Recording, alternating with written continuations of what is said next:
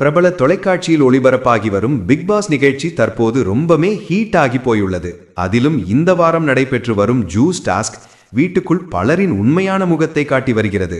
Juice தொழிற்சாலையாக மாறிய big pass வீட்டில் போட்டியாளர்கள் அனைவரும் குழுக்களாக பிரிந்து கடுமையாக போராடி வருகின்றனர். இதில் ஜூஸின் தரத்தை பரிசோதிக்கும் பொறுப்பை பார்வதி மற்றும் திவாகர் ஏற்றுள்ளனர். நேற்றைய தினம் சுமூகமாக நடந்த இந்த டாஸ்க் இன்று முழுக்க முழுக்க மாறி போயிருக்கிறது. சிறு புரிதல் பிழையிலிருந்து தொடங்கிய விவாதம் திவாகர் மற்றும் பார்வதி இடையே பெரிய சண்டையாக மாறியுள்ளது.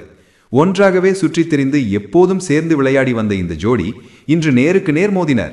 சக போட்டியாளர்களின் கருத்துகள் மற்றும் குற்றச்சாட்டுகள் பார்வதியை மிகவும் பாதித்துள்ளது. கோபத்திலும் வேதனையிலும் உடைந்து போன பாரு இறுதியில் கண்ணீரை அடக்க முடியாமல் அழுதார்.